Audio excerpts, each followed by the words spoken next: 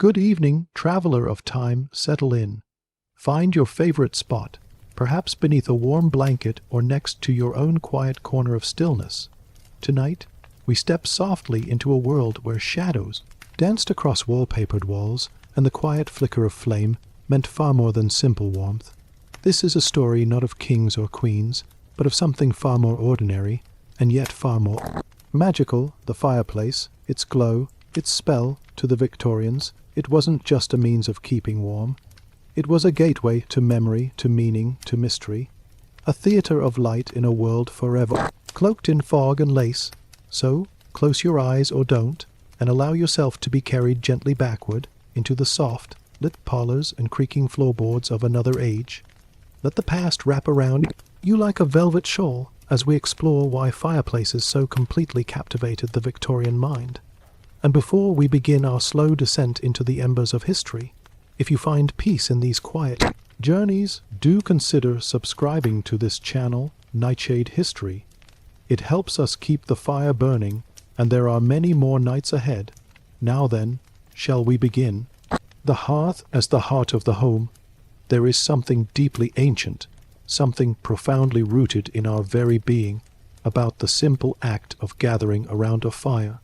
Even before the Victorian age unfolded its layers of velvet drapery and ornamental intricacy, long before gas lamps or the gentle hiss of the radiator, there was always the hearth, the flickering flame, the quiet pulse of warmth. And in the time of the Victorians, that ever-curious, ever-sentimental century, the fireplace was no longer just a place to cook or stave off the cold. It became something else entirely. It became the heart, not merely the heart of the home, but the emotional, spiritual, and even psychological center of domestic life. To walk into a Victorian house was to encounter not just a structure of walls and windows, but a living, breathing space whose life revolved around its hearth. In every drawing room, parlor, nursery, and study, there would be the fire, either lit or waiting to be a constant, familiar presence. You see, in those times, homes did not hum with the invisible flow of central heating. Warmth was localized. It was earned, controlled, nurtured.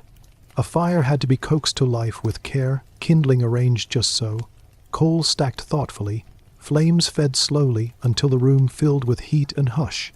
The hearth demanded attention, and in return, it offered comfort. It was a slow exchange, a dialogue between person and flame that required patience and presence. There was no switch to flick, no button to press. You had to be there, and because of that, people gathered. Families circled the fire at dusk, when the gaslight hadn't yet been lit, and the chill of English air seeped through stone and plaster. Children crept closer with books or needlework. Mothers rocked infants whose lashes fluttered in the glow. Fathers read newspapers, clearing throats, sipping tea or something stronger, occasionally glancing into the flames as if they might find some answer there. The fire didn't just warm the body, it warmed the space between people. It cast a gentle light on emotion, softening the lines of worry, sharpening the glow of joy, disguising embarrassment behind shadows.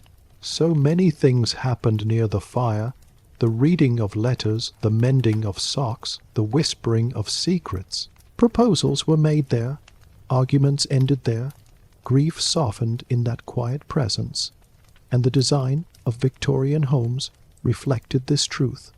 Rooms were structured around the fireplace, often literally. Parlors were arranged like little theaters, with chairs fanning out from the hearth like petals from a flower. The mantelpiece rose above it like a stage's arch, decorated not for utility but for ritual. Family portraits, porcelain figurines, fresh flowers in spring, ivy in winter. To decorate the mantel was to define the spirit of the home. It told guests who lived there, their tastes, their beliefs, their griefs, their pride. Even the smell of a fireplace was part of the memory of home. The mingling of soot and pine, old ash and damp coal, it was distinctive. A kind of domestic perfume. You might catch it faintly on a shawl, on the cuff of a husband's coat, on a book left too long on the hearthside table. It was not a clean scent, not like rosewater or lemon oil, but it was intimate, earthy, human, but perhaps the most enchanting part was this: fire moved. It danced, and in an age when so much was stiff and prescribed, from posture to etiquette, from morning rituals to fashion, the fireplace remained a place of gentle motion. It flickered unpredictably. It was alive in a way no wallpaper or oil painting could ever be. It gave the illusion of life to a still room. And so people looked to it. They stared, they drifted, they dreamed. Sometimes they imagined stories in the flames, shadows that resembled ships or wolves or distant lovers. Sometimes in the deepest hours of night, the fire still burning low, they'd swear they heard it whisper, like a voice just out of reach. And perhaps that's why so many Victorian ghost stories begin, not in moonlit graveyards, but right there by the fire, where the light ends and the dark begins. To be near the hearth was to be safe. To be just a few steps away was to be out in the cold, quite literally. And so the fireplace took on emotional weight. It was the place children returned to after punishment, the place a widow sat quietly with a shawl pulled high, the place a son warmed his hands after walking home from school with frozen boots. It was, in a way, a compass. So strong was the fireplace's hold on the Victorian imagination that even when people grew wealthier and built larger homes with multiple rooms, they ensured each space had its own fire, its own soul. Bedrooms had small hearths for nighttime rituals. Studies had deeper grates, made for long hours and thick books. Even kitchens, the most functional spaces, had wide hearths where bread baked in cast-iron pots, and grandmothers stirred stews while recounting tales from childhood. And in the colder months, in winter, the fireplace was not just central. It was essential. Evenings became sacred. Curtains were drawn, lamps dimmed, and family members settled into their nightly places. There were favorite chairs, favorite shawls, favorite spots where the warmth hit just right.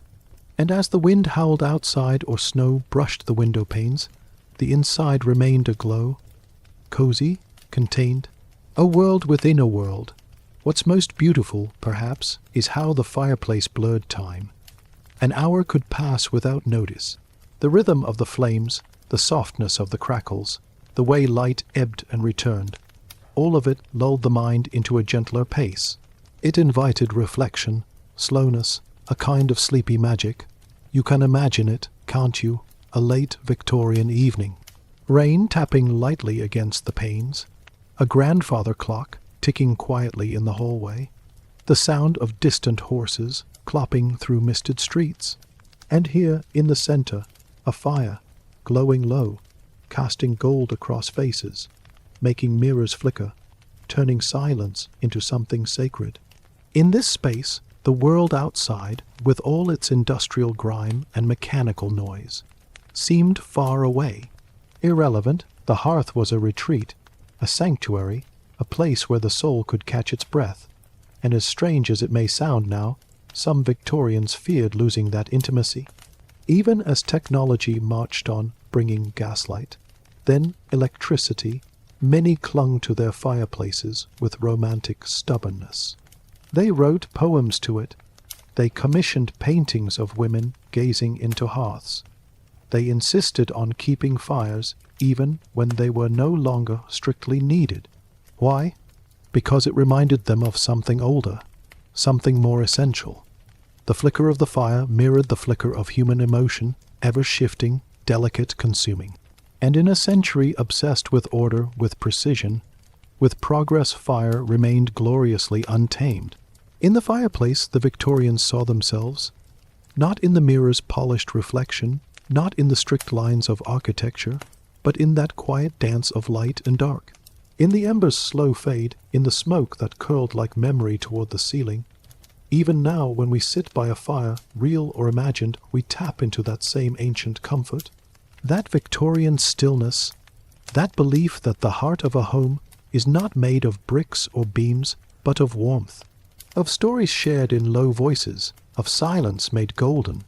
And so the next time you light a candle, or hear a fire crackle, or watch flames leap and lean, remember that you're not just watching heat. History more authentic, Victorian, yes, deeper. You're not building a mask, something timeless. You are, for a moment, at the very heart of the home. Coal, wood, and whispers. There's a sound to memory, a texture, a scent, a rhythm that echoes, not in the clamour of voices, but in something quieter, something softer. To the Victorian mind, no sound or scent captured that essence quite like the murmur of a fireplace. But this wasn't just about the flickering flame. No, it was about what fed it, the substance, the soul of the fire itself. Coal, wood, and something else, something less tangible, whispers. In every home, from the modest terrace to the stately townhouse, the fire was born from the hands of the living and the weight of the earth. Coal, dragged from dark mines, black as ink and slick with ancient pressure, was the most common fuel by the mid-19th century. But to the Victorians, coal was never just coal. It was a gift from the underworld, dense, dirty, powerful. It carried with it the scent of toil, of soot, of something elemental. The scent of coal smoke lingered in London like a second atmosphere, a heavy perfume of progress and pollution. It clung to chimney stacks, drifted through alleys, and settled onto lace curtains and mustaches alike. And yet it was beloved, because coal meant comfort, it meant heat, it meant security. When the scuttle was full, and the grate crackled with a fresh pile of black lumps, there was a kind of satisfaction, a readiness. The home would be warm, the long night would be gentle. And so, it was not unusual for a Victorian mother to glance at the fire and sigh softly, perhaps running her hand over her apron, the corners of her mouth twitching into the kind of smile that only arrives when all is well. But before coal there was wood. Wood fires were a different kind of magic. If coal was heavy, grounded, industrial, wood was alive.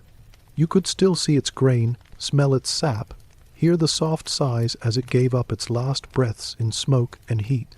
Oak and birch, ash and pine, each with its own song. Pine, for instance, crackled more, snapping like conversation, like a fireplace trying to speak. Oak burned longer, deeper, more solemn, and birch gave off a light so pale and clear that it seemed almost holy. Victorians, steeped as they were in symbolism and sentiment, didn't miss these subtleties. They felt them. A pine fire might suit a lively parlor, full of children, games, and laughter. A slow, burning oak might fill the study of a widower, lost in his journals. The wood was chosen like a guest, with intention, with care, and with it came sound, not just the sharp reports of the flame, but the murmurs that followed, the whisper of sap meeting heat, the creak of the hearth's iron, the way smoke curled up the chimney like a thought not yet spoken. These were the whispers, the sounds between sounds, to a restless child in the nursery upstairs. Those whispers were lullabies. To an elderly woman nodding off in her chair, they were memories. For lovers seated just a little too close, they were the daring hushes of possibility. The fireplace spoke to everyone in its own language. And oh, how the Victorians listened. They leaned into its whispers. They let it fill the silences between phrases, the gaps between sentences. A daughter reading poetry aloud might pause, let the crackle answer her. A gentleman penning a letter might tap the end of his pen on the desk, eyes on the flame, and wait for the fire to organize his thoughts. It was not uncommon for entire evenings to pass in semi-silence. Not awkward silence, but reverent. Thoughtful, the kind of silence that rests its head gently on the shoulder of sound, not disrupting, only accompanying.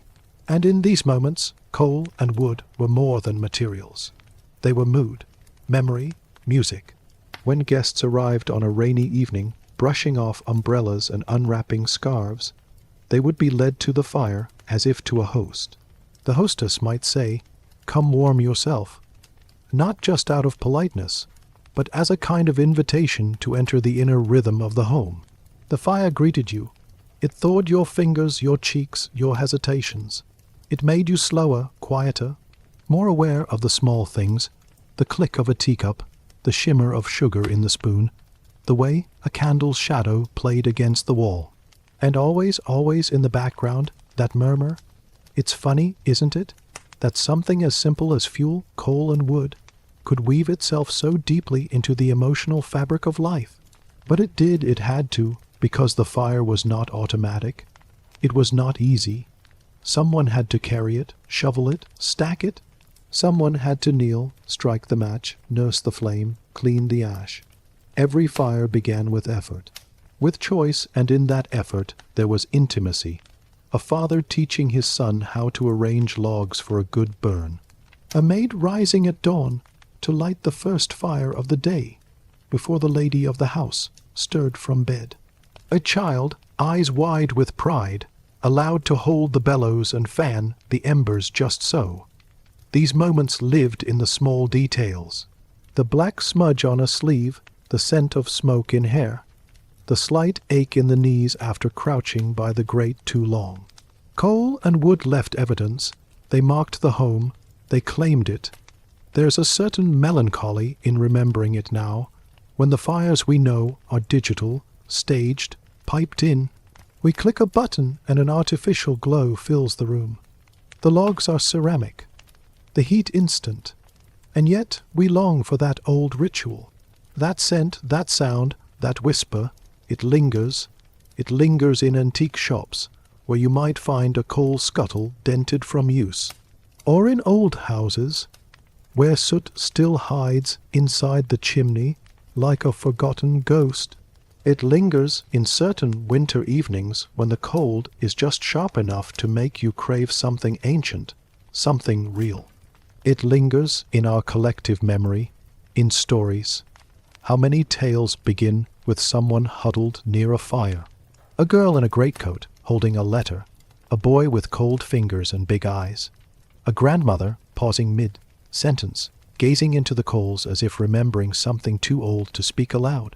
The fire is not just background, it is witness, it is companion, and the Victorians, so sensitive to symbolism, knew this.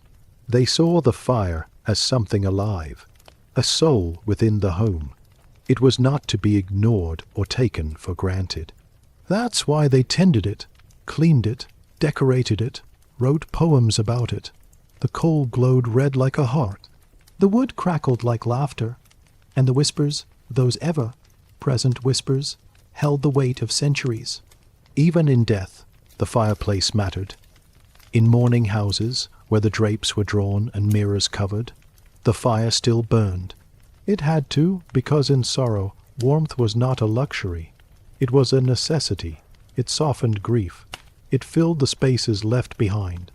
A widow might sit by the fire in silence for hours, letting its soft murmurs keep her tethered to the world.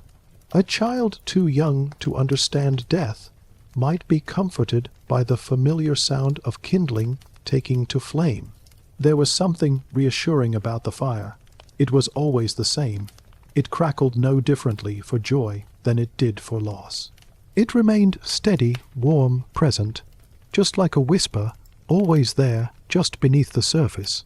Perhaps that's the lesson the fire gave to the Victorian mind, that in a world full of change, of invention and upheaval, of railways and revolutions, some things should remain soft, quiet, unchanged, coal, black and dense, drawn from the earth, wood fragrant and warm, cut from old trees, and whispers born of breath, of memory, of flame. These were the elements, the simple, sacred elements of home. And though the world has changed, though our fires may be electric, our evenings louder, our silences fewer, the longing remains. For the sound of a log shifting, the scent of pine in a warm room, the glow of coals beneath a silver poker, the way someone's voice sounds different in the hush between sparks, for the whispers, always the whispers. Fireplace as social stage. There are moments in history that unfold not with great battles or the signing of treaties, but with a glance, a murmur, a shared silence. And in Victorian households, Many of those moments happened by the fire. You must imagine the setting. A room drawn in warm amber tones, heavy curtains pulled shut against the dark, gas lamps turned low to let the fire's glow do its work, chairs arranged like actors waiting in the wings, a hearth not just glowing but alive, throwing shadows across wallpaper, across carpet, across faces. And in this room the fire wasn't just warmth. It was the center of everything, a stage of sorts. In the Victorian mind, the fireplace held more than heat. It held attention, it directed conversation, it framed interaction. One did not simply exist in a room with a fire. One performed subtly, gently, but unmistakably. The parlor, especially, was a theater of civility. And the fireplace was the spotlight. Guests arrived not to be shown the kitchen or the stairwell, but to be led directly into that curated room where the fire flickered behind lace, covered screens, the mantel bore tokens of memory, and the chairs faced inward toward the flame. The room did not welcome you as an individual, it assembled you into a group. It choreographed your placement, and always the fire stood between you. Think of how people sat. The hostess with her needlework nearest the hearth, a symbol of gentle order. The gentleman of the house just off to the side, never too close to imply importance, but not intimacy. Visitors clustered in cozy angles, careful not to block the warmth, and in the center, the fire watching. Every conversation felt slightly more delicate in its glow, every smile more theatrical. Even disagreements, when they came, were softened by the lapping tongues of orange light, diffused by the fire's slow rhythm. In its presence, words didn't rush, they unfolded. It was there, in front of the fire, that children were first taught to speak politely to elders. It was where young women played piano or read poetry aloud, their cheeks glowing from more than just the heat. It was where suitors and sweethearts navigated those first charged conversations, speaking of weather and books, all while their eyes flickered, like the fire, towards something more. In those moments, the fire provided cover. It gave the mind something to watch while the heart beat louder. It allowed the tongue to falter, the gaze to linger. How many glances were stolen across the grate? How many hands brushed beside a flame, neither reaching nor withdrawing?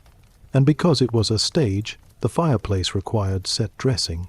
Oh yes, the Victorians were masterful in that. The mantel was not merely functional. It was a canvas. Upon it sat all the props of domestic drama, porcelain clocks, painted miniatures, pressed flowers beneath domed glass. Photographs in elaborate frames stared out across the room like silent witnesses. They weren't random. They were chosen, carefully arranged to reflect a story. This is who we are. This is what we value. This is what we have lost or gained. In wealthier homes, no two mantels were quite alike. Some were marble, veined and cool to the touch, flanked with columns. Others were carved from dark wood, oak or mahogany, etched with vines, lions, or biblical scenes. And above them often hung a mirror. Ah yes, the mirror, positioned just so, it reflected not the fire, but those who sat around it. The audience watching itself imagined the effect. A woman seated near the flame catches her own eye in the mirror, sees her posture, her expression, straightens slightly, adjusts the fall of her sleeve. A child glances up and finds not just their face, but the whole warm circle of family reflected back, a living portrait. Guests caught mid-sip or mid-sentence, suddenly aware of how they appear, of how they are seen. It was subtle but effective. The fireplace made actors of everyone. Even in solitude it remained theatrical. Picture a man alone in his study, the fire burning low. No company, no audience, yet still he performs. He leans back in his chair with deliberate ease. He smokes his pipe with silent poise. He stares into the coals, narrating his thoughts in whispers, as if rehearsing them for a future conversation. The fire listens, as always. Then there were the performances in the truest sense, readings, music, dramatic recitations. The fire was not just a backdrop, but a mood. It flickered in time with verse. swelled in rhythm with melody. The Victorians knew how to make use of silence, how to let a log's sudden crack punctuate a moment. They used it, trusted it. Fire shaped the pacing of their nights, and let us not forget it lit the imagination. In a time before television, before radio, before even consistent electricity, the fire was the closest thing to a screen. It moved, it shimmered, it showed things. It was easy to believe after a long day that the flames carried stories, that faces could appear in the smoke, that the shadows thrown across the rug were not random, but intentional, scenes from dreams half remembered. Children believed it. Sat on the floor cross-legged, they'd watch the fire with open mouths, inventing kingdoms or creatures within its glow. They'd ask their mothers, "Did you see that night? That ship?" And their mothers, though tired, would nod. "Yes, darling, I saw." And the older generations, well, they had their own kind of seeing. Widowed aunts or aging grandfathers often sat nearest the fire, speaking little, watching much. The flames weren't entertainment, they were memory. A woman might see her long, dead husband in the curve of smoke. A man might hear, in the hiss of coal, the whisper of a son lost abroad. They didn't speak of it, they didn't need to. The fire saw it too. Even servants, often kept to the edges of social scenes, found their moments in front of the hearth. Late at night, after the family had retired, the parlor quiet and still, a maid might slip into the fire's glow. Just for a moment, to sit, to be warm, to be still. She might stare into the coals and dream of a different life or no life at all, just the gentle peace of the present moment. That, perhaps, was the greatest trick of the fire. It made everything present, immediate. In the way candlelight reveals only what's close, firelight invites you inward. You forget the outside. You live, moment by moment, inside the glow. And inside that glow, people showed themselves. They laughed, they wept, they spoke truths too fragile for daylight. The fire absorbed it all. In some houses, the fireplace was even included in family photographs, a rare thing, given the challenge of early photography. But it made sense. The fire was part of the family, its space, its shape, its memory. And in the deepest part of winter, when the snow fell thick against the window, and silence stretched long between chiming clocks, the fire held the house together. It warmed more than bodies. It warmed stories and spirits and intentions. It reminded everyone that while the world outside might be harsh or unkind, here inside there was light. There was theatre, there was gathering. So many Victorian rituals took place before it. Courtship dances of glances and gestures. Family confessions, the reading of letters, the acceptance of proposals, even refusals, all in that golden glow. The fireplace made everything seem gentler, more bearable, more narrative. It was, in every sense, the stage on which domestic life performed its quiet drama. And long after the fire went out, after ashes were swept, after chairs were pushed back, after the evening faded into dreams, the memory of those nights lived on, not in diaries, not in newspaper clippings, but in the faint scent of smoke on one's clothes, in the dreamlike image of flame reflected in glass, in the way one might pause at the empty hearth in daylight, remembering something, not a specific moment, but a feeling, the sense of having lived not just beside a fire, but within its glow, of being seen, of being part of something warm and soft and flickering, a stage that never judged, only held space. The fireplace, always watching, always listening, always performing. Even now, if you close your eyes, you can still feel the hush of it, the quiet breath between words, the low pulse of heat, the shadows stretching like curtains, and the silent applause of memory. The language of flames. There is a strange kind of truth that lives only in silence, a kind of communication that floats between sound and shadow. The Victorians, ever fond of the unsaid, the subtle, and the mysterious, believed in that silence, and nowhere did it speak louder than in the flicker of a flame. To them fire didn't just burn, It spoke, it moved with meaning. Its dance was a language not written in letters or grammar, but in glow, in hush, in breath. In a world that prized etiquette, restraint, and the quiet choreography of feeling, the fire gave permission to let thoughts unravel without words. Its movement was a message. The crackle of pine might sound like laughter.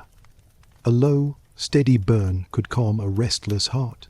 The sudden snap of coal was a warning, or a secret too bold to stay hidden. It all meant something, or, at the very least, it felt as if it did.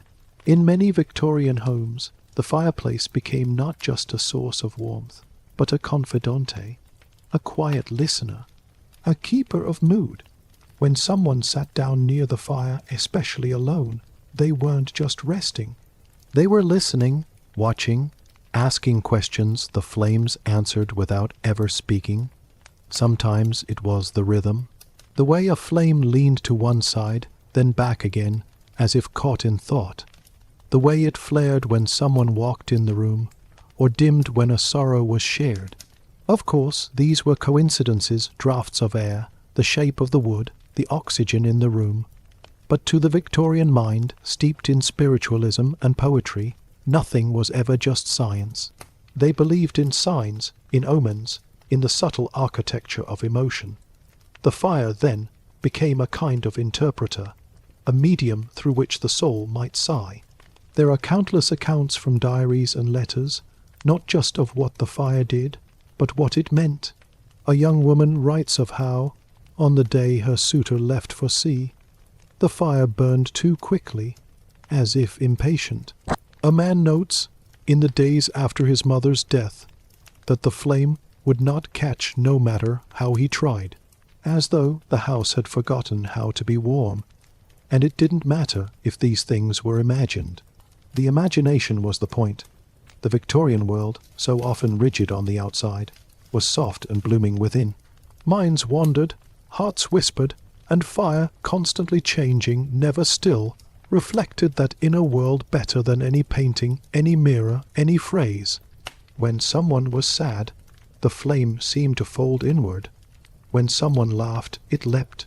Children were especially attuned to it.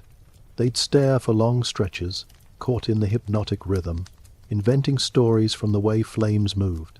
"That one's a knight," a boy might say, pointing at a tall flicker rising from a log, "and he's riding into battle." His sister, eyes half closed, might counter, "No, it's a dancer. See how she twirls." And they'd both be right, because fire told different stories to different hearts. Even adults indulged in these quiet games. A gentleman, seated by himself in a club room late at night, might find the fire reminding him of a past regret, an apology never made. A widow, wrapped in a shawl before her bedroom grate, might imagine her late husband speaking through the coals, his memory glowing just enough to make her stay awake a little longer. And then there were the silences between people, the spaces where speech faltered. In Victorian homes, where emotion was often folded into layers of decorum, the fire spoke the truths that lips couldn't. Two sisters, sitting together after receiving bad news, might say nothing for an hour, letting the fire carry their shared grief. A couple who had argued earlier in the day might find themselves drawn to the hearth at the same time, sitting close but not touching, allowing the flames to speak the apology neither could voice. Just yet, the light of fire made eyes gentler. It softened the edges of frowns. It made the world less sharp. You must imagine it, the way light flickered against wallpaper, tracing patterns across vines and blossoms, the way it glinted off teacups and lace, the way it climbed the folds of a dress, making it shimmer with movement even in stillness. Fire didn't just light a room, it animated it. It gave everything a pulse, a breath, and in that movement people saw meaning. Some believed the fire could tell the future. In drawing rooms after dinner, guests might play games of fortune, watching the fire to predict love, travel, even death. If a log collapsed suddenly, it might mean someone far away had fallen ill. If a spark leapt out towards someone, it meant a letter would arrive for them. If the flame split in two and burned unevenly, a decision was ahead. Superstition, certainly, but also comfort. It gave the unknown a shape, it made waiting easier, and for the spiritualists, the mediums, the table, turners, the candle, readers, fire was sacred. It was a gateway. They believed spirits could speak through flame, could bend it, guide it, breathe into it. Seances were often held near the hearth, the fire dimmed but never out, as if the flickering shadows themselves might spell something out. A knock here, a snap there, a sudden lean of the flame toward an unexpected corner. These were not parlor tricks to the true believers. They were messages. The flame became a voice from beyond. And even for those who didn't believe in spirits, the fire still had a way of making the air feel thicker, like something unseen had entered the room. And what of love? The language of flames spoke fluently there. How many courtships unfolded in front of the fire, where a look across the room gained weight in the glow, where a young man recited lines of Byron or Shelley, while the flames crackled their own applause. The fire became a co-conspirator, hiding blushes in its shadows, reflecting emotion in every flickering leap. To love by firelight was to love in poetry. Every movement, the brush of a skirt, the tilt of a head, the soft smile half, hidden in the sleeve, took on the rhythm of the flame. There was nothing harsh about it. The fire rounded the world, made it tender, made it lyrical, and after love, or perhaps in its absence, the fire remained. It did not judge. It did not ask questions. It simply continued to burn, to glow, to whisper. A woman seated by the hearth after everyone else had gone to bed might find her own heart echoing the rhythm of the coals. Slow, soft fading, she might find herself remembering the past not sharply, but through the blur of the flames. A memory rekindled not in its details, but in its feeling. The fire remembered even when she couldn't. It's strange, isn't it, how something so primal, so old, could feel so deeply personal, how it could speak, not in words, but in light. Even now, when most of us no longer sit beside real fireplaces, we feel it, that pull, that softness. The language still exists, in candlelight, in the flicker of a campfire, in the quiet of a screen showing artificial embers. We return to it not for heat, but for comfort, for stillness, for that silent voice that says, "Be here, just now, let go." The Victorians may have romanticized fire, yes. But perhaps they were right to do so. Perhaps there is meaning in the way a flame moves. Perhaps it does speak, not to the ears, but to the parts of us that language cannot reach. The part that aches without knowing why. The part that loves without reason. The part that fears and dreams and remembers. Because that's what fire does. It moves, it listens, it reminds us we are alive, flickering, glowing, shifting, just like the flame. And if you listen closely as the room goes quiet, you might just hear it speak, not with sound, but with memory, with feeling, with light, and with love. Fireplaces in Gothic literature. In the heart of every Gothic novel, whether draped in crumbling stone or tangled in ivy, there exists one constant, one steady sentinel amid the howling wind and shivering candlelight, the fireplace. Not merely a source of heat. No, it was far more than that. To the authors and readers of Victorian Gothic fiction, the fireplace was an atmosphere unto itself, a flickering soul inside grand but forgotten houses, abandoned corridors, or damp drawing rooms, where secrets stirred behind wallpaper and footsteps echoed longer than they should. It was the hearth of mystery, the shrine of memory, the last remnant of comfort in a world quickly becoming strange. If you close your eyes now and drift, not into sleep quite yet, but into that dreamy space before it, you may find yourself in such a place. A vast room, the curtains are drawn, the wind outside scratches gently at the panes. Somewhere deep within the walls, something creaks. Perhaps the house breathes, perhaps it dreams, but before you is a fireplace, tall, carved, a mantle heavy with time, and within it the fire burns but only just, dim and low, more ember than flame, a single curl of smoke lifting like a whispered thought. This is where the stories begin. Authors of the Gothic knew this well. From Charlotte Bronte's Jane Eyre, where hearths illuminated both refuge and ruin, to Emily Bronte's Wuthering Heights, where the fires glowed in fierce defiance of the moors. Fireplaces were always more than background, they were psychological terrain.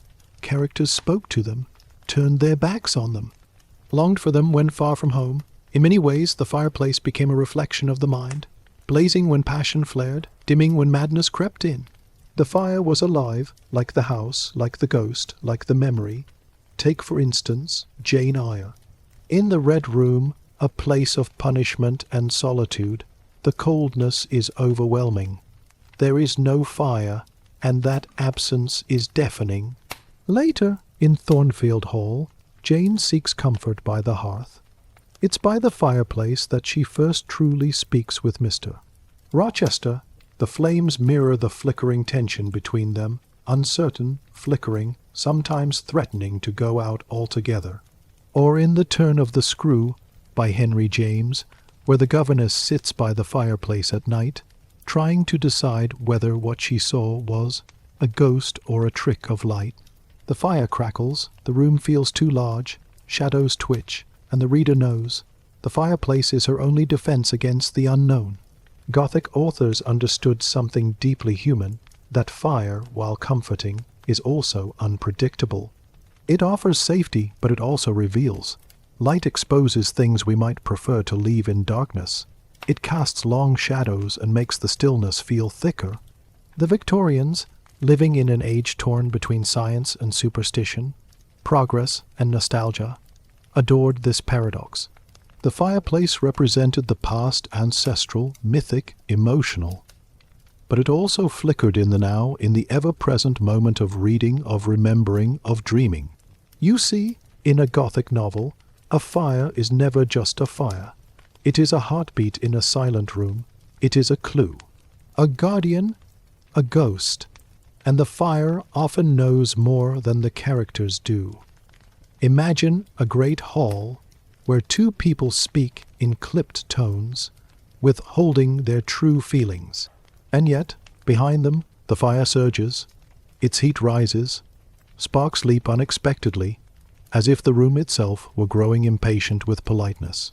This was the Victorian Gothic, always alive with emotional undercurrents. Even the language of the time leaned into it. Writers described fire as sullen, moody, jealous, faithful, wicked, as if the flames had personalities. And perhaps they did, because every fire told a story of its own. The yellowing paperbacks that filled Victorian bookshelves often featured these fires not as decoration, but as dramatic punctuation. A woman collapses beside a fire, overwhelmed with grief. A secret letter is burned, its smoke curling up with unspoken confessions. A villain stands in silhouette, warming his hands before plotting his next deception. Again and again, the hearth returns a place of rest, but never of peace. Peace is too simple for Gothic fiction. Peace doesn't flicker. Even in the supposedly rational age of steam and steel, fire held its mysteries. And so did the rooms it warmed. There's something haunting about a fireplace that burns alone, isn't there? A room that no longer sees visitors, and yet the fire keeps going. A lonely flame, waiting for eyes that will never meet it again.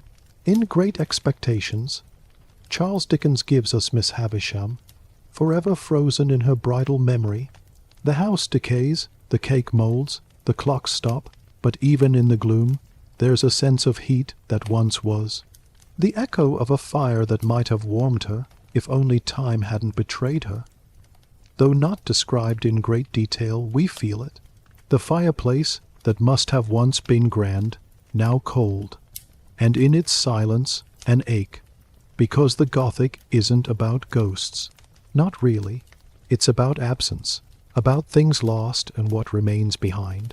And fireplaces they remember. In fiction, they remember everything. They remember the arguments, the declarations, the way someone once stood, framed by flame, saying nothing but meaning everything. They remember the letters burned in haste, the kisses shared beside them, the long nights when someone stared into the flames and wondered if they were alone in the world. And as readers, we sit there too, quietly turning pages, while in our minds the fire glows. There's a reason so many Gothic tales begin or end by the fire. It gives them permission to begin, to remember, to grieve, because Gothic literature doesn't simply want to scare you. It wants to invite you to sit, to listen, to feel. And so the fire becomes both narrator and stage, warming, revealing, warning. Even in the architecture of the time, the hearth was designed with intention. Ornate carvings, mythical beasts, curling leaves, faces watching from stone. These weren't mere flourishes. They were symbols, guardians, warnings, just like the stories.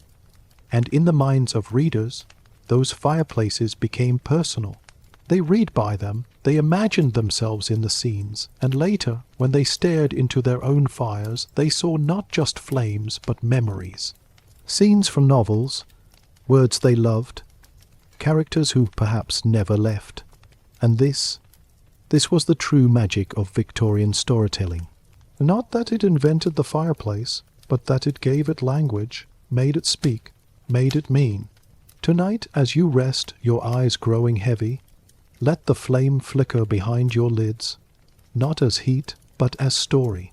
Let it light up a room you've never seen before, but somehow know. A library filled with dust and velvet, a hallway that creaks under memory, a face in the shadows lit by fire waiting to speak. Let the stories come. Let the fire tell them, and know even in fiction, even in dreams, the flame always remembers. It's still burning, quietly for you. Symbolism of fire in mourning and memory. There is a peculiar hush that falls over a room in mourning. The curtains are drawn, not merely to dim the light, but to preserve something fragile, an emotion suspended in shadow. The air is still heavy, scented faintly with flowers wilting in vases. Footsteps are softer, conversations lower, as though the house itself has decided to whisper.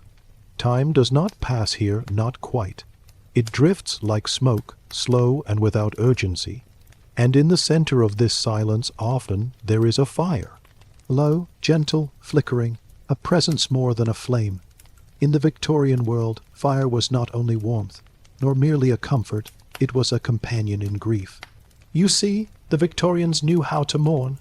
They mourned with rituals, with dress, with entire rooms draped in black. They mourned with photographs of the departed, with poetry written in shaky hands, with hair braided into lockets. Mourning was not hidden. It was worn, displayed, respected. It was sacred.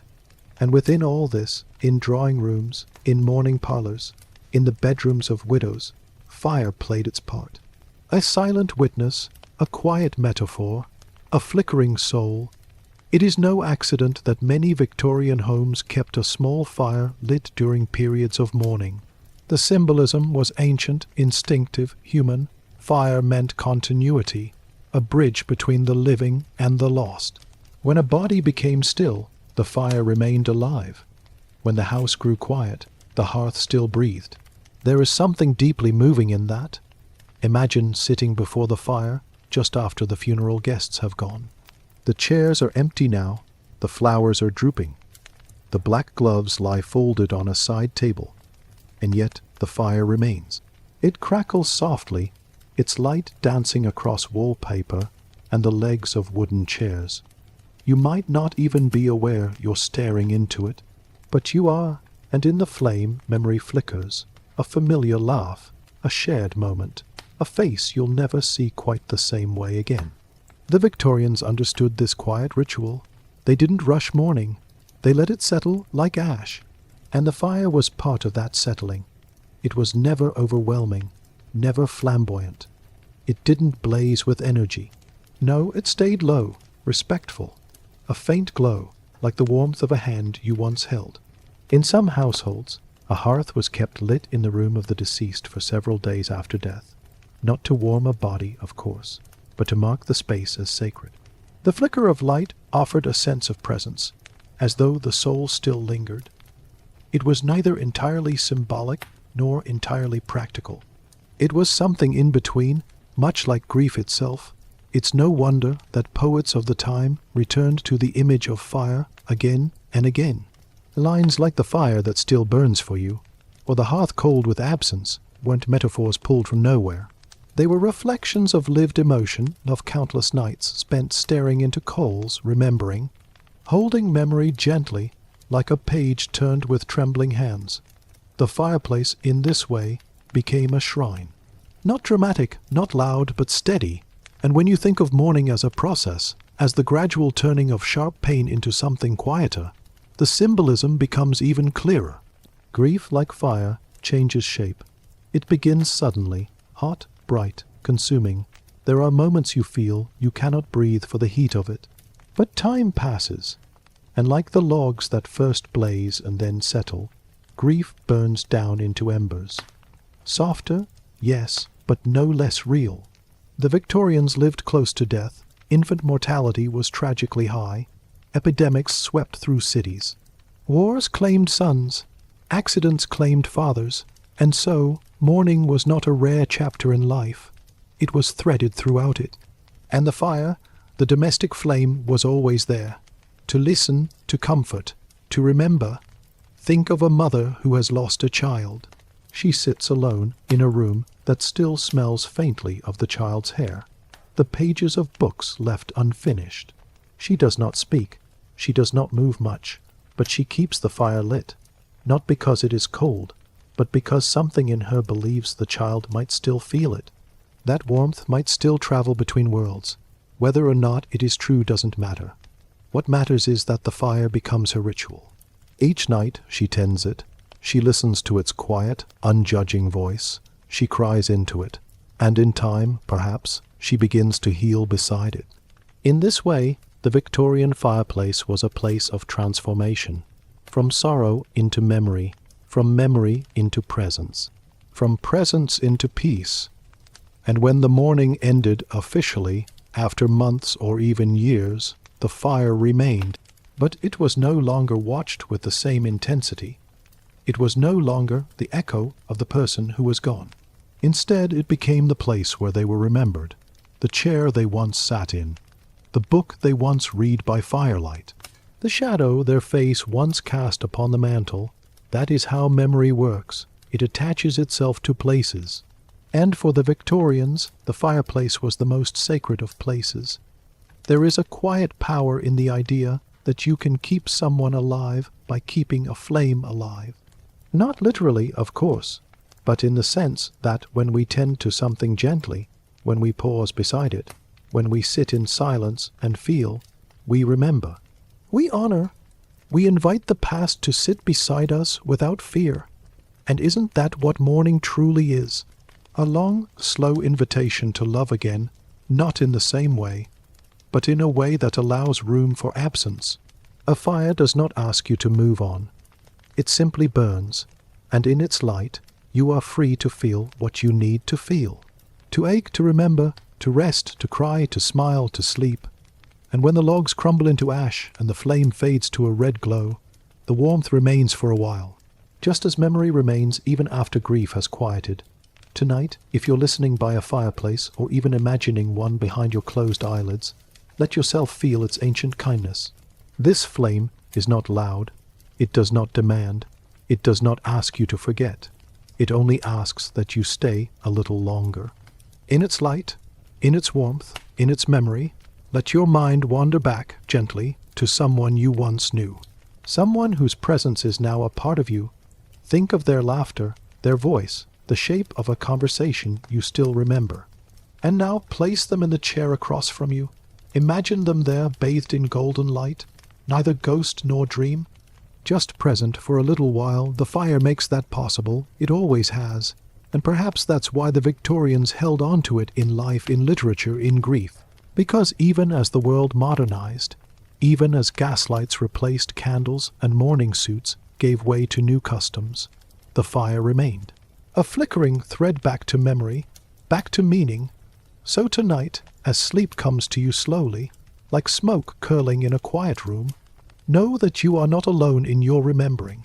The flame is still burning, softly for them and for you, and it always will. The hearth as the center of Victorian homes. Imagine stepping through the creaking front door of a modest Victorian home, your boots tapping gently against the worn wooden floorboards.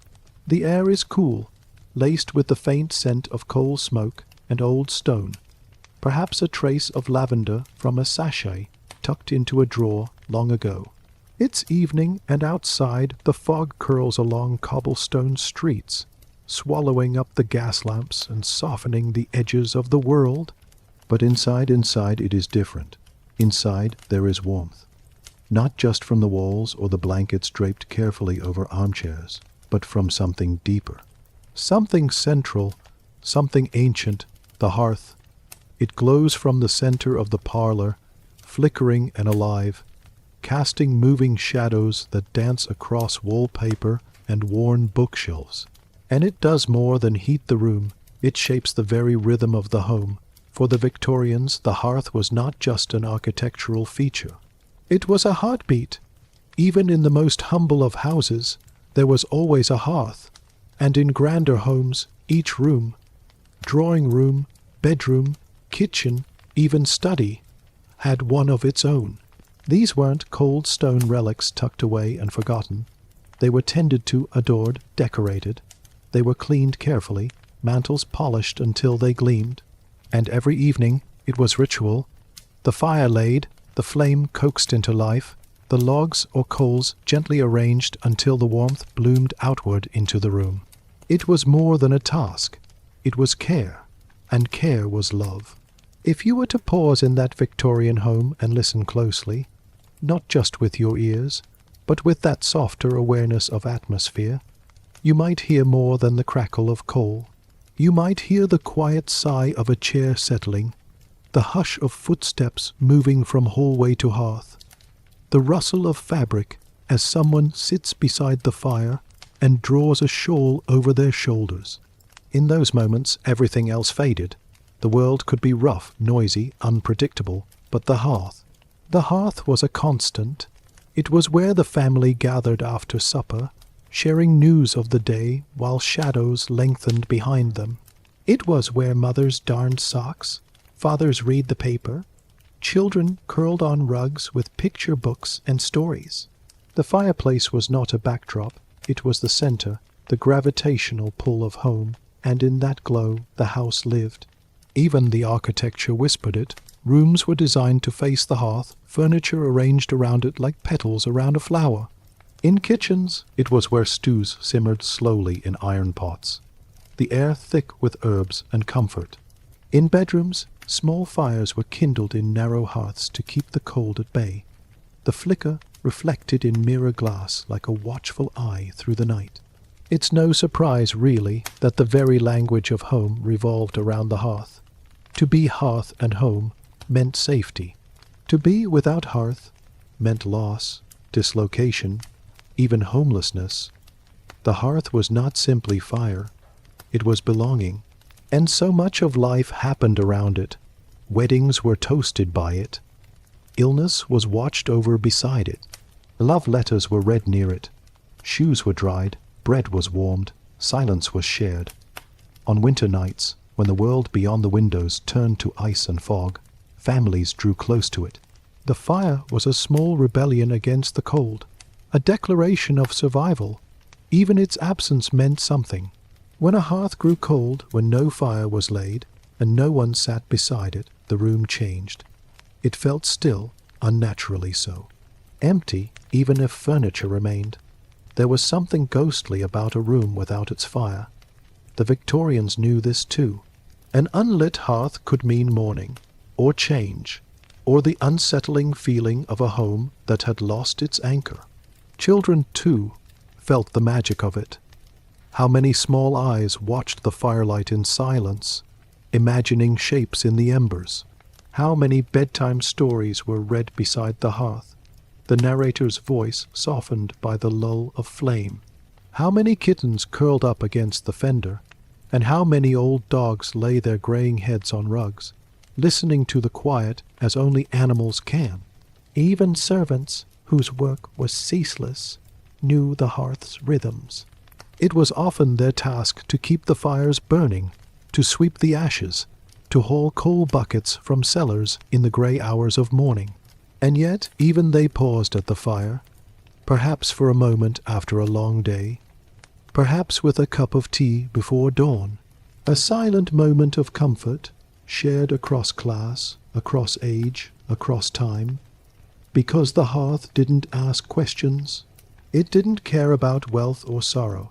It simply offered warmth. In literature, the Victorians immortalized this feeling. Dickens wrote hearths into the very soul of his stories. A home without a fire was not truly a home.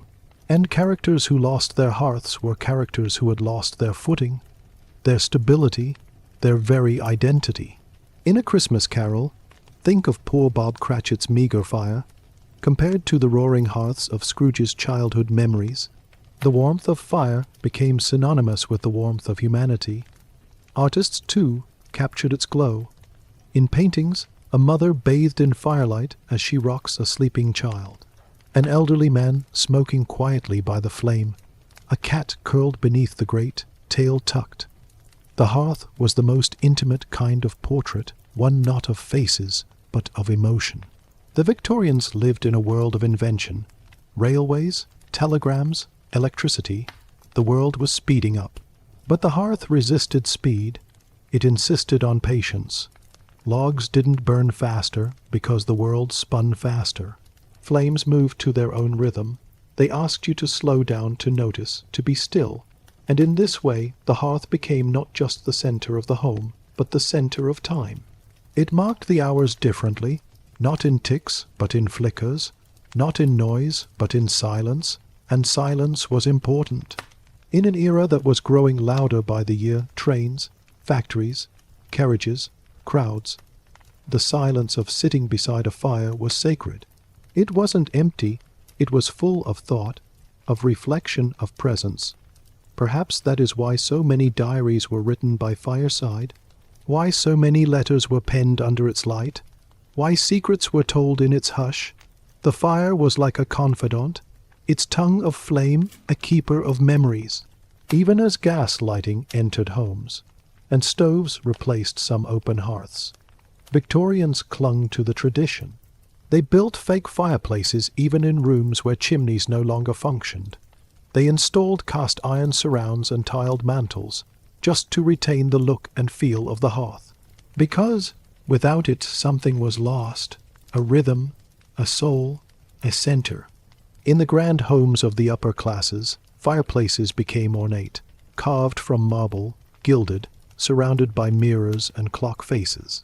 Yet they still served the same purpose, to gather people, to calm, to warm, and in the simplest cottages of rural villages you would still find them, perhaps not as polished, perhaps blackened with smoke, but just as loved, just as vital. The hearth did not belong to the rich or the poor.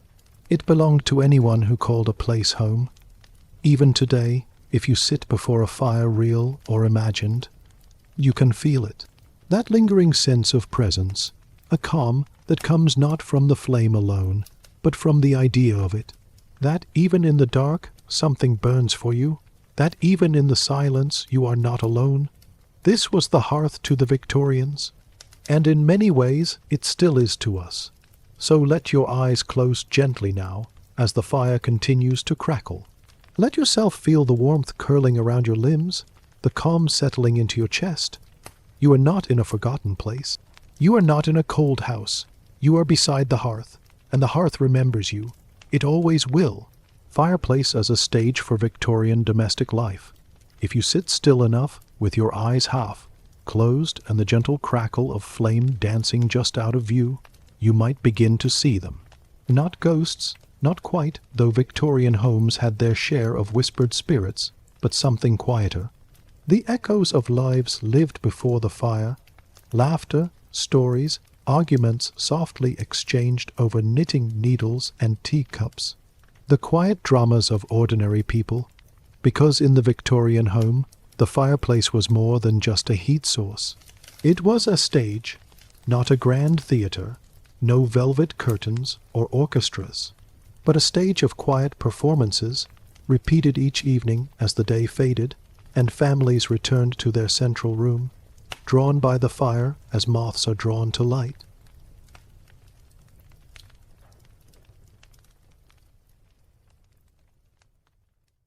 In every parlor, whether humble or grand, the hearth was the gathering point, not simply because it was warm, but because it gave the room its rhythm.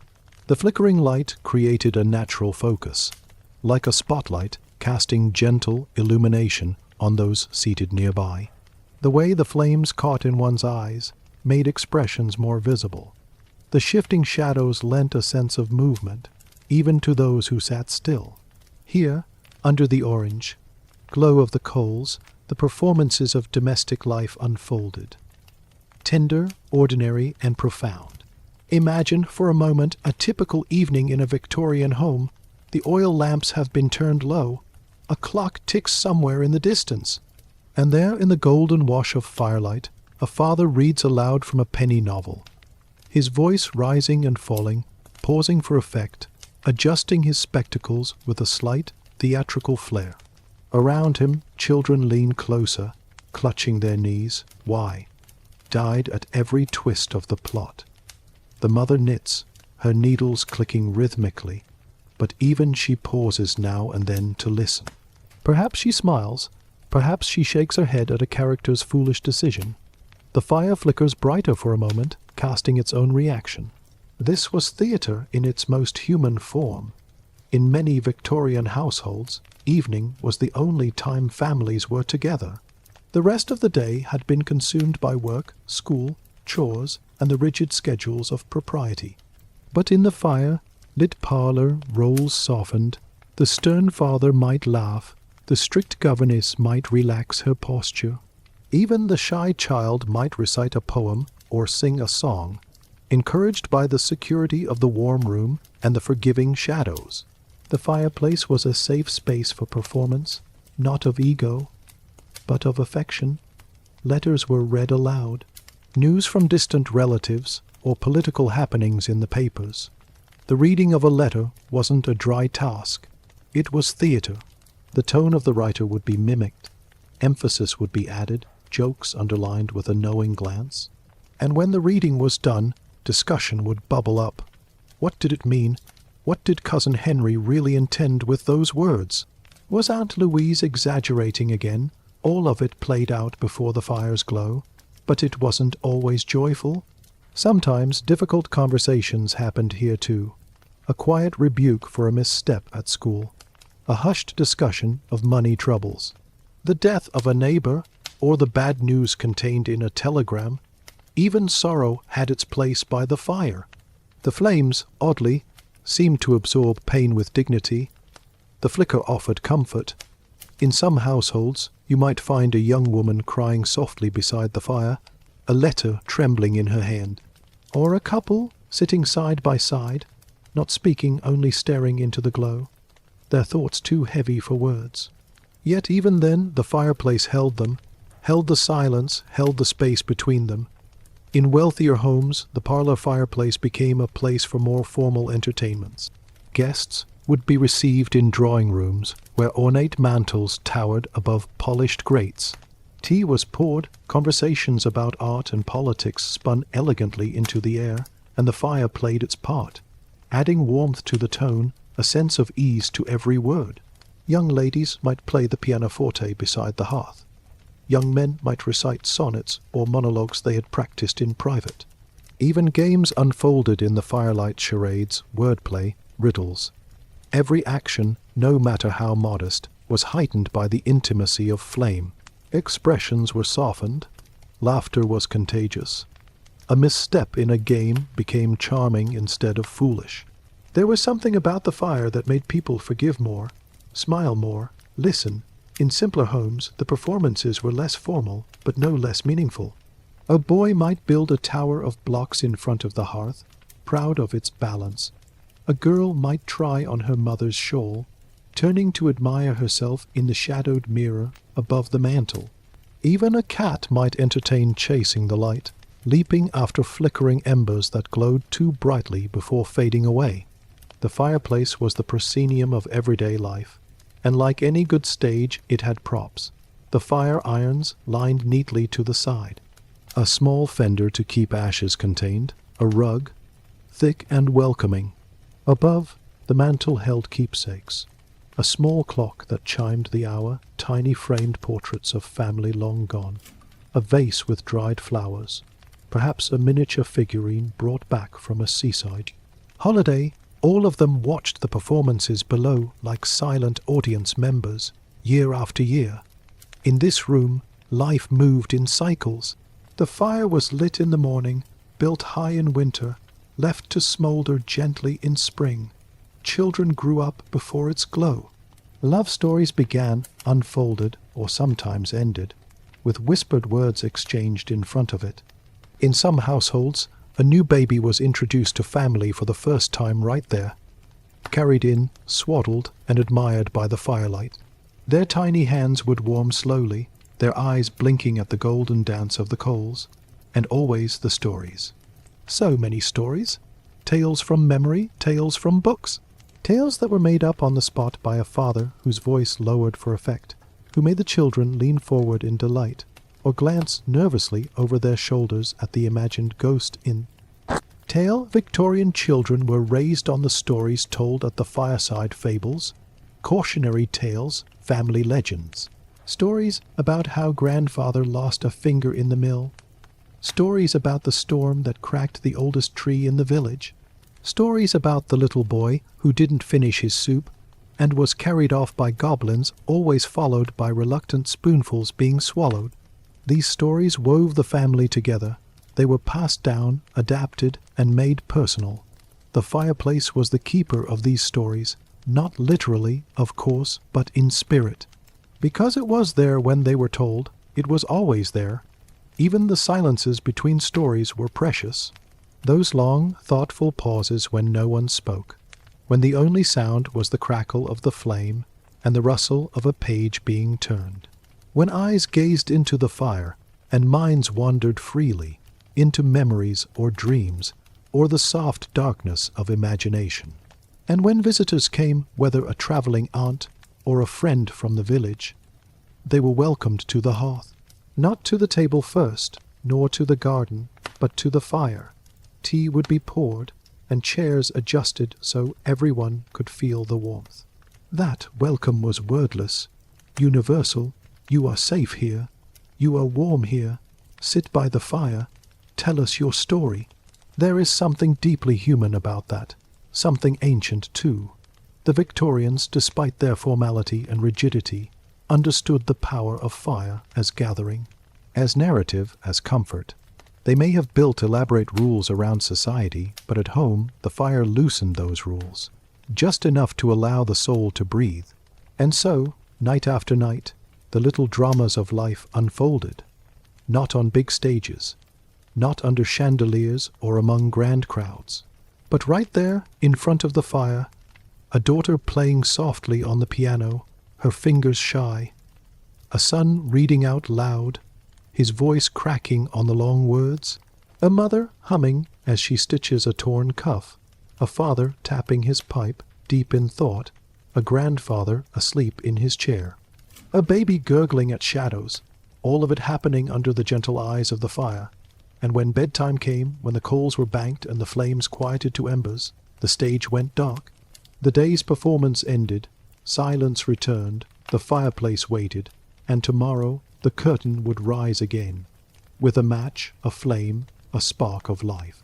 Because in the Victorian home, the hearth was more than stone and soot. It was the theatre of family. And the fire, ever flickering, ever glowing, was the light that made the story come alive. The fireplace as a place of solitude and reflection. The room is quiet now. The fire is low, just enough to cast a faint halo across the hearthrug, just enough to give life to the shadows clinging to the wallpaper. Outside, a chill wind moves unseen through trees and alleyways, rustling leaves, tapping lightly on windows like a forgotten memory asking to come in. But inside all is still, all is safe, all is slow. The Victorian fireplace was often filled with voices, with music, with story, but sometimes gloriously, necessarily, it was filled with silence. The kind of silence that doesn't demand, doesn't hurry. A silence that listens. Here in this space, alone before the fire, a person could finally stop performing. No need to nod, to reply, to react. No need to hold posture or measure tone. The social rules of Victorian life, so exacting and exhausting, could be momentarily set down like a coat shrugged from weary shoulders. And in the company of no one but the flame, thoughts could stretch their legs. Quietly, reverently, a man might gaze into the coals and consider the decisions of the day.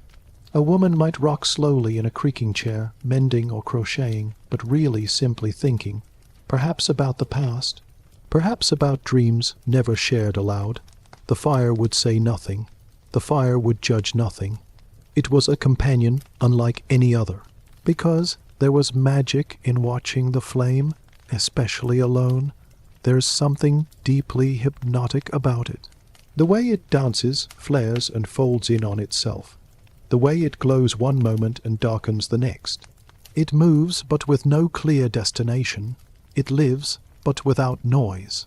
It speaks, but only in ancient tongues, the soft hiss of sap, the deep pop of coal, the whispering crackle like parchment, turning in ghostly hands. Victorians found this entrancing, and perhaps even necessary. Solitude wasn't always easily found in a Victorian household. Families often lived under one roof with little space between rooms. Bedrooms were shared. Parlors hosted guests. Even gardens had eyes. Privacy, especially for women, was rare, but the fire offered a boundary, a place where it was acceptable, even expected, to fall into one's own company. Widows often sat by the fire for hours, wrapped in shawls of black crepe, eyes reflecting orange flame, remembering speaking to no one, perhaps holding a letter or the worn cover of a beloved book. They did not need to be disturbed. Everyone knew the fire was where the heart went to heal. In the quieter households, this ritual of sitting alone by the hearth was more than a habit. It was a meditation. Some called it wool-gathering, others simply sitting with the fire. It didn't need explanation. A mother, once the children had gone to bed, might pause at the fire for just a moment more. The house, finally silent, would breathe around her. The dog snoring faintly under the table, the clock ticking on the mantel like a heartbeat. Her eyes would close. Her shoulders would ease. The warmth would seep into her bones like a lullaby. And there, in that quiet communion between body and flame, she would feel seen. Not by others, not by society, but by something older. Perhaps this is what the Victorians instinctively understood, that fire connects us to something eternal, something primitive but sacred, a thread that stretches back beyond carriages and corsets, beyond industry and empire, to the very beginning of human experience. To sit alone with fire is to sit with time. A young man might return home late from walking the foggy streets of London. His collar damp, boots cold. He'd enter the parlor and find the fire still glowing, no one else awake. And so he'd stay there, not long, just long enough to take off his hat, to stretch his hands out to the flame, just long enough to feel the chill slip away from his ribs. He wouldn't think of anything in particular. That was the beauty of it. The fire didn't require purpose. For those who wrote, composed, or dreamed, the hearth was a kind of silent muse. Poets kept notebooks nearby. Artists let the flickering light sketch its own lines across the canvas. The shadows it cast were never still, never the same twice. A coal might shift, and suddenly the walls danced. The Victorians, so outwardly structured, understood this inwardness. That imagination was not always loud, that not every story needed telling. Some thoughts were to be kept warm and quiet beside the flame, like a teacup on a saucer, waiting to be sipped later. Children, too, felt it, not always in words, but in sensation. After a day of rigid instruction, recitations, posture checks, proper etiquette, they might creep from bed with cold toes, stand just a minute by the fire in the hall or parlor, not to misbehave, just to feel something soft and alive, just to remember there was comfort in the world. Even servants, after their duties were done, would sometimes steal a moment by the kitchen hearth. A quiet breath before sleep. A glance at the fire before the dark. It was, for a few stolen minutes, a place where rank vanished, because solitude by the fire was equalizing. In the glow of its light, there was no difference between a countess and a maid, between a scholar and a child. All was simply human. All carried thoughts too heavy to share and too dear to let go. The Victorians didn't always speak of emotions directly, but they felt them deeply, and they understood that stillness could be a kind of prayer. In the early hours, when the embers glowed red but no flames remained, some would sit and think of lost loves, of letters never sent, of glances across ballroom floors. The fire became the keeper of confessions too delicate for ink. Its warmth was a kind of absolution. Some even claimed the fire gave answers, not in words, of course, but in clarity. After sitting quietly for long enough, they'd rise with a decision made, a heart lighter. The flame had sorted things somehow, or perhaps they had simply heard themselves clearly for the first time in days. There's an intimacy in watching something that never watches back. The fire does not interrupt. It does not pity. It does not press. It simply is. And for the Victorians who lived in a world of constant instruction, duty, and control, that was liberation. In winter, when the snow pressed heavily against the panes, the fireplace glowed like the last reminder of summer, and those who sat beside it did not need to speak. They simply needed to be. Old journals speak of this. A line here or there. I sat with the fire for an hour, no thoughts but many feelings. Papa died this morning. I find I can only look at the flames. James has proposed.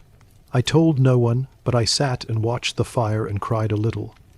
These moments, simple and undramatic, carried the weight of entire lives. The fireplace was where emotions could live unspoken and still be honored. Today, we have artificial flames, glowing screens, the hum of central heat. But it's not the same. The Victorians knew that real fire moved at the pace of the heart, that it gave you nothing, no answers, no alerts, but somehow left you fuller. And when the fire burned low, when it was time to bank the coals and draw the curtains closed, the silence remained.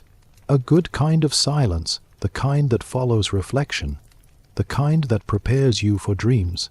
Because to sit by the fire alone was not to be lonely, it was to be accompanied by warmth, by memory, by the breath of the past.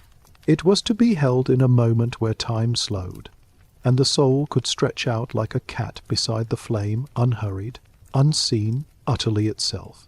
The role of the hearth in Victorian ghost stories and superstition. The fire crackles low in the grate. Outside, the wind brushes along the panes, whispering like an old friend returning for one final story. Shadows lengthen across the floor, stretching with a kind of theatrical grace, flickering, growing, then curling back into themselves. The kind of shadows that dance best when no one is speaking, when the room has gone still, and only the fire speaks in its ancient tongue. It is within this hush, this in-between world of light and darkness, that the Victorians felt something stir. Not just warmth or comfort, but something deeper, stranger, more ancient. The fireplace, you see, wasn't merely a place for warmth. It was a threshold, and to the Victorian mind, thresholds were sacred, places between places, the edge of sleep, the edge of life, the edge of this world and the next. In the flickering hearth, Victorian imagination found a perfect stage for stories not quite of this world. Ghost stories. Oh yes, the Victorians adored ghost stories, but not always in the loud, theatrical way one might expect. No, many of these tales were whispered, passed from elder to child, from nursemaid to master, from book to soul and back again. And nearly always they began by the fire. Picture it, a drawing room in 1887. The hour is late. A gas lamp flickers but gives way to the natural dance of coals in the grate.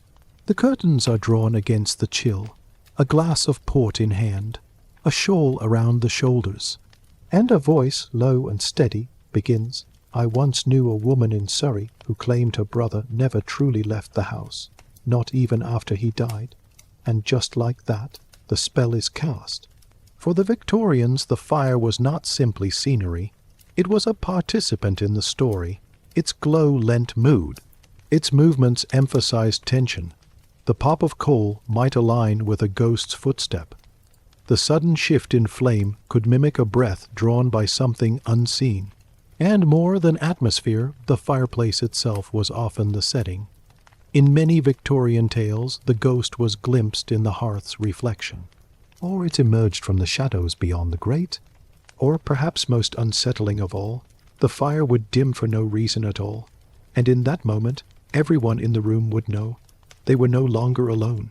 Why did the fire lend itself so well to such tales? Perhaps because it moved like a spirit, flickering, unpredictable, ever-changing. It illuminated, but it also distorted. A room lit by fire was never still. Faces became masks. Corners shifted shape. What was solid in daylight it became strange and uncertain by the flickering flame. Even the sounds of a fire could be haunting. The way it hissed when damp wood was added, the deep thud of settling logs, the hollow whisper as smoke rose up the flue. All this made the fire feel alive, watching, breathing, and perhaps listening. The Victorians, steeped in both science and superstition, walked a curious line. This was an age of electricity, telegrams, and locomotives, but it was also the golden age of seances, spirit photography, and haunted houses. And at the center of so many ghostly gatherings, the hearth. It was around the fireplace that seances were held.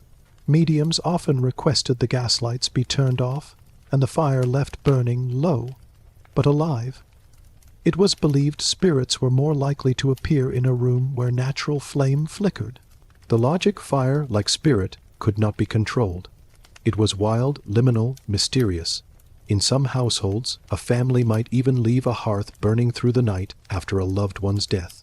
It was said the soul lingered for a time, and the flame gave it warmth, a final farewell, a gesture of peace. Children heard the stories, of course, even if they were told not to. Nursemaids often had a ghost story or two tales of how the master's grandmother once heard knocking from within the chimney, or how the fire in the east wing would never light after a tragic drowning. It wasn't cruel, it was cultural. These stories soothed as much as they frightened, because, in a strange way, the Victorians found comfort in ghosts. A ghost meant love hadn't faded, that connection continued, that perhaps, just perhaps, the people we lose never really leave. And what better place to contemplate such things than beside the fire? The hearth became a sacred vessel, a keeper of stories and spirits alike, and the architecture reflected this. Many Victorian fireplaces were adorned with tiles, not just for beauty, but for symbolism. Angels, saints, mythical creatures, and watchful eyes all stared outward from the mantels. A quiet guardian for the flames. Some were said to ward off spirits, others to invite gentle ones in. The materials mattered too. Hearths made of black marble were seen as sombre and powerful, appropriate for morning rooms or libraries. Lighter, patterned tiles suggested femininity and comfort, ideal for drawing rooms or nurseries. Even the soot in the chimney held secrets. Chimney sweeps, especially the older ones, whispered of ghosts in the flue. Some believed the spirit of a child chimney sweep, who had died long ago, could still be heard in certain homes. A soft cough, a shuffle of soot, a presence just out of reach, and if the fire refused to light, well, that was always taken as a sign. Some said it meant someone in the household had lied that day. Others believed it was a bad omen, a warning of illness or loss. Still others took it simply as a prompt. Tonight is not a night for visitors, seen or unseen. Folk practices endured too. A sprig of rowan might be tossed into the hearth to protect against malevolent spirits. Salt might be sprinkled at the edge of the grate. Iron tools were left leaning nearby, not just for tending coals, but for their ancient properties of protection. The Victorians lived in a world of mirrors, lace, fog, and flame. It was a world where the veil between seen and unseen was ever so thin. And the hearth stood right at that veil. Authors, of course, took full advantage. M.R. James, Charles Dickens, and Elizabeth Gaskell all wrote ghost stories meant to be read by firelight. James even insisted that the true way to enjoy his stories was in a dark room, with only the fireplace for company. There is, he wrote, a special terror in a shadow that moves when it should not, a chill in the back of the neck when the fire is still warm. And in every story, the hearth seemed to hold its breath, as though it, too, awaited the twist. Ghost stories were especially favored during Christmas. Strange to modern ears, but not to the Victorians. They believed winter was when the veil was thinnest. The long nights, the cold earth, the return of memory, and so, around the fireplace at Christmas, families would share stories not of sugar plums and reindeer, but of hauntings. Lost loves, restless spirits. Molly was dead to begin with. Dickens wrote, and with those words, the Victorian ghost story was canonized. But it was never really about fear. It was about connection, about reckoning, about memory, redemption, love, and loss. The fire, with all its warmth and flicker and unpredictability, helped carry those emotions. Even today, many find that ghost stories feel right when told by firelight. The Victorians knew this well. The flame opens the mind, slows the breath, invites the imagination to unfurl like smoke curling toward the rafters. It asks nothing, demands nothing, and yet it holds space for things unseen. So when a Victorian sat alone at the hearth and stared into the coals, it was not always just to warm the hands. It was to warm something deeper, to listen for echoes, to invite memories and, yes, perhaps even visitors.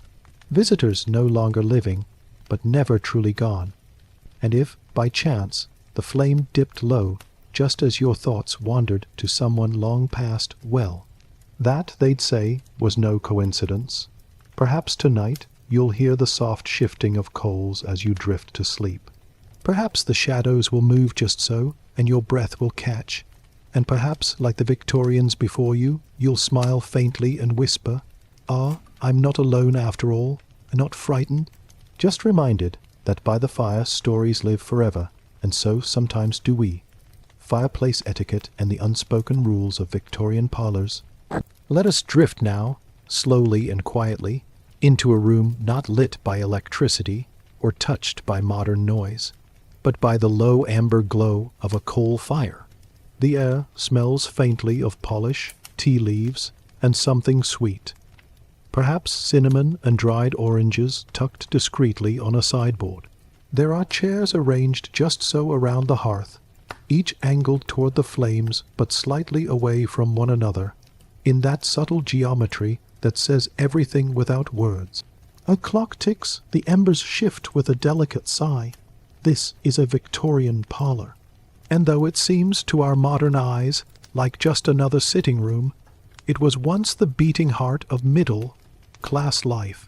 It was here in the parlor that people not only warmed themselves, but performed their social roles, managed impressions, hosted callers, and navigated the exquisite dance of etiquette. At the center of this dance was the fireplace, not merely a heater, and not only a source of light. The hearth in a Victorian parlor was almost sacred. It was symbolic of hospitality, taste, morality, and control. A well-tended fire suggested a well-run home. A glowing hearth reflected the very spirit of the household. And for guests, its presence offered not just warmth, but a carefully curated experience. Yet for all its coziness, the hearth came with rules. Unspoken, yes, but deeply understood. These rules governed how one entered the room, where one sat, how long one stayed, and even how one held a teacup. To begin with, the closest seat to the fire, the one directly facing it, was never casually taken. That place, often an armchair or a fainting sofa, was reserved for the master or mistress of the house, or, in some cases, for a guest of honor, someone older, more distinguished, or particularly welcome. To assume that place without invitation would have been a faux pas of the highest order. Other chairs flanked the hearth in a kind of symmetrical hush. One did not just plop down wherever one liked. No, one was gently guided, if not physically then, through cues and glances. And once seated, one was expected to align not just the body, but the attitude to the room's tempo. It was a quiet choreography. A lady might sit with her ankles crossed at the side, her gloved hands folded lightly in her lap. A gentleman might place one hand on the curved armrest, the other on a teacup balanced on a saucer, pinky not extended, mind you, for that was vulgar but held with care. The flame's gentle flutter lit their features softly, and conversation would unfold like steam rising from the china. Slow, refined, never rushed. It was considered impolite to speak too loudly near the fire. The hearth was a place for murmurs and musings, not debates or boisterous laughter. To raise one's voice too sharply was to disturb not only the company, but the very spirit of the space. There were rules about poking the fire, too. One did not simply lean forward and stoke the embers. Oh no. The tending of the fire was the role of the host, or someone to whom the host had delegated the honor. To rise uninvited and take up the poker was to imply neglect. Worse, it could be read as a claim of dominance, a social assertion that upset the balance. And yet, the hearth invited interaction. It was not a stage to be stared at passively. Rather, it invited a kind of gentle awareness. One might comment on the quality of the coals, or remark softly on the design of the fire screen, perhaps hen, embroidered by a daughter of the house, or bought during a honeymoon in Bath. For young women, the parlor hearth was a proving ground of sorts. It was where one learned how to entertain, how to sit gracefully, how to listen attentively.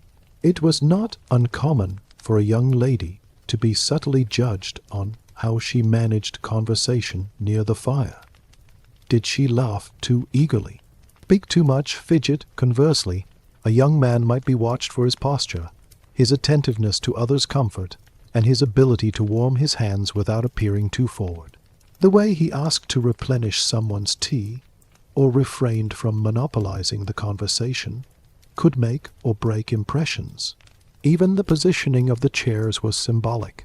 In most homes, the seating was arranged in a soft semi-circle around the hearth. This allowed for warmth to reach everyone, but also ensured that no one's back was to the fire. A subtle reminder that the hearth watched and warmth was earned, not assumed.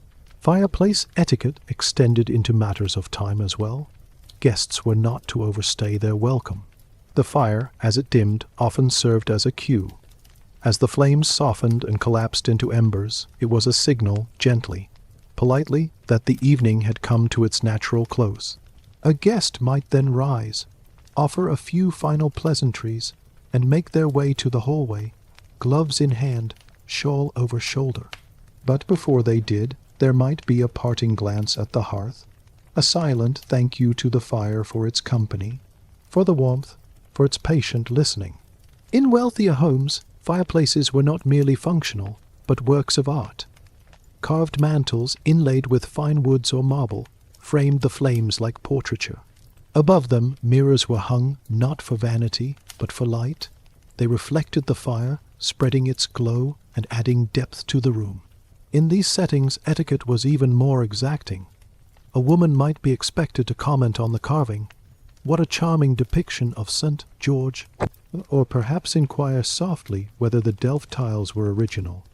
The host, of course, would respond with gentle modesty, "Oh, a gift from my uncle's estate. He had a fondness for maritime scenes." It was all a dance, a language of suggestion, never too much, never too little. In more modest homes, fireplace etiquette remained, even if the surroundings were simpler.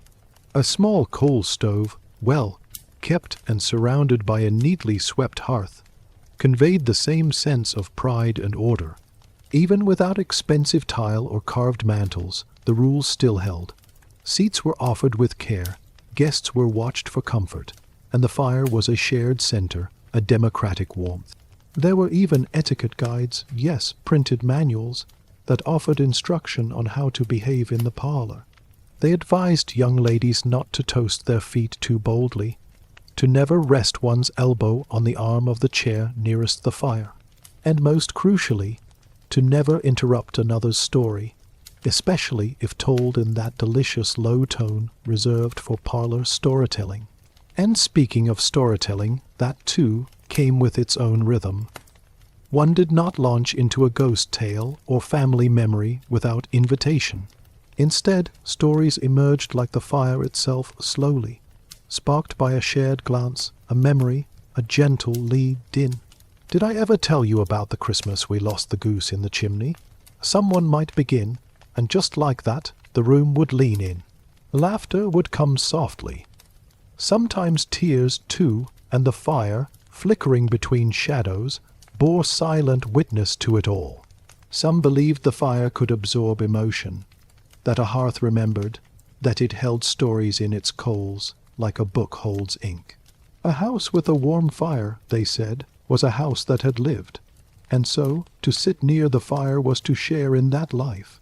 Of course, there were faux pas, leaning too close, allowing one's skirts to brush the hearth and risk a spark, speaking with one's mouth full near the fire.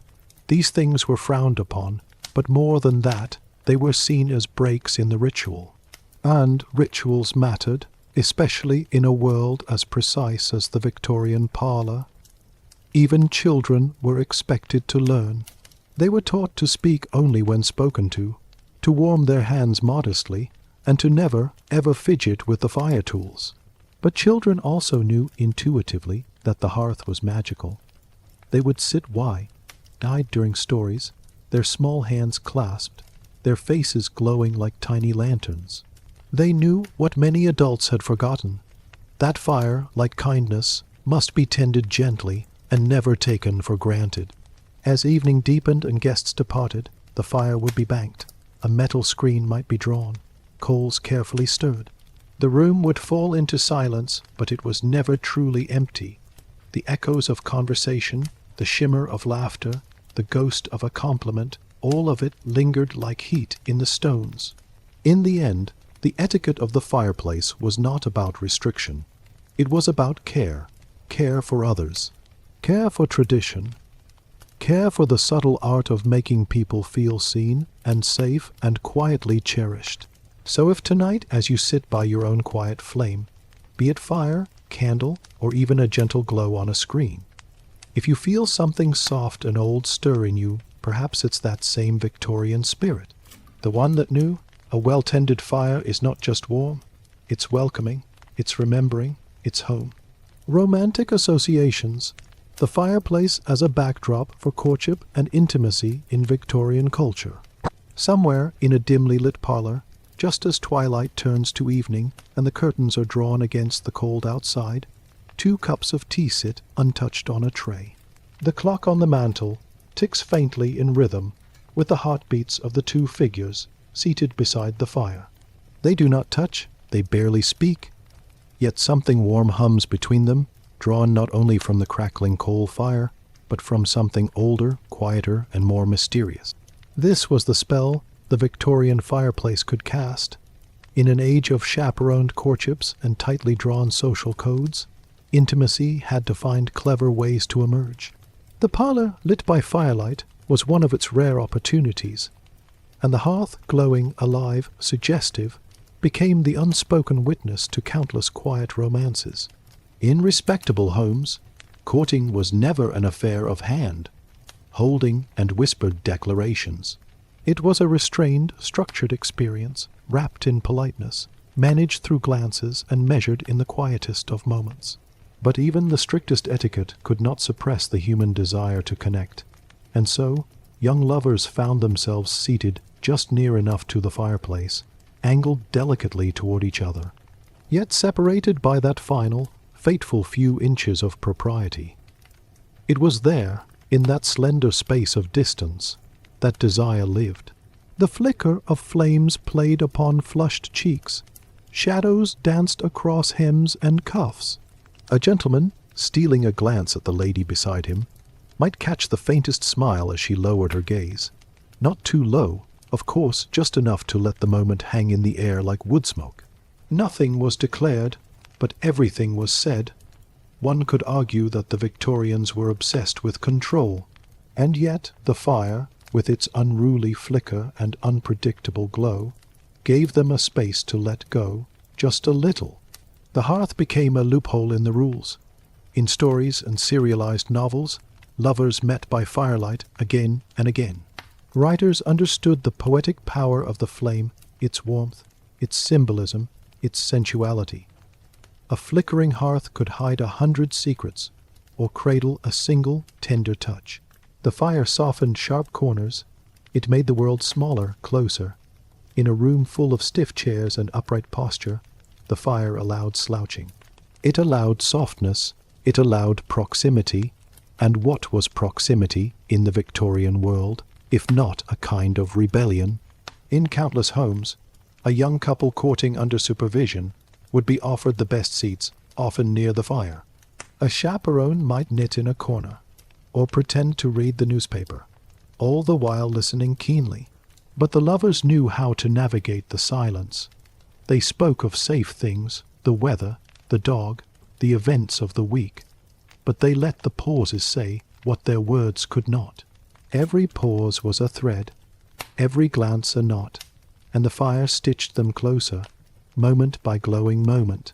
Perhaps he would rise too quickly and offer to tend the fire. The poker would clink against the grate, sparks would fly, and for a few brief seconds his face would glow with intention.